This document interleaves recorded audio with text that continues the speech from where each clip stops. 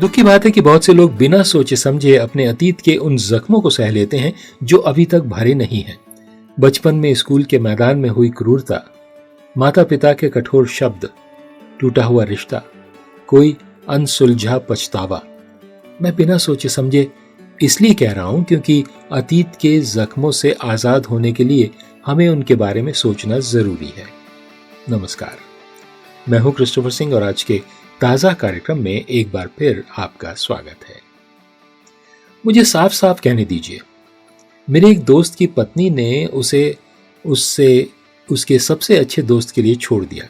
वो बुरा इंसान नहीं था, लेकिन दशकों बाद भी एक मेहनती टाइप ए उपलब्धि हासिल करने वाले व्यक्ति के रूप में कोई राय न होते हुए भी उस अस्वीकृति ने उसकी आत्मा पर एक गहरा घाव छोड़ दिया।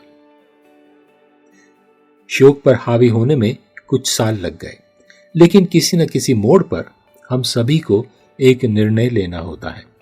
हम या तो घाव भरने का विकल्प चुन सकते हैं, जिनमें बदलाव अनिवार्य रूप से शामिल है, या हम घाव को और गहरा कर सकते हैं, जिससे उसमें रक्तस्राव और संक्रमण होने का खतरा बना रहता है। दुर्भाग्य से कई लोग दूसरा विकल्प चुनते हैं। वे कभी भी अतीत के दुखों से उभर नहीं पाते या उन बदलाव की जिम्मेदारी नहीं लेते जो उन्हें करने की जरूरत है। बाइबल में लिखा है, फिलिपियों उसका 3 अध्याय 13 और 14 वचन में, भाइयों और बहनों, मुझे पता है कि मुझे अभी बहुत लंबा सफर तय करना है, लेकिन एक काम मैं करता हूं।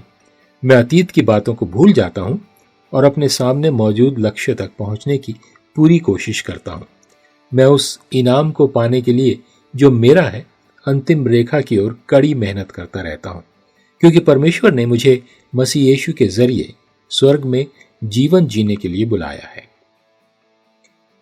प्रेरित पौलुस, जिसने ये लिखा था, उसके अतीत में मसीहों को सताने का एक दर्दनाक अनुभव रहा था। फिर भी उसने इसे अपने जीवन का आधार नहीं बनने दिया। इसके बजाय वो उद्देश्यपूर्ण ढंग से आगे बढ़ा और अतीत के पछतावों के बजाय परमेश्वर के बुलावे पर ध्यान केंद्रित किया। जब अतीत बुलाए तो उत्तर ना दें। ये परमेश्वर का ताजा वचन है आज आपके लिए।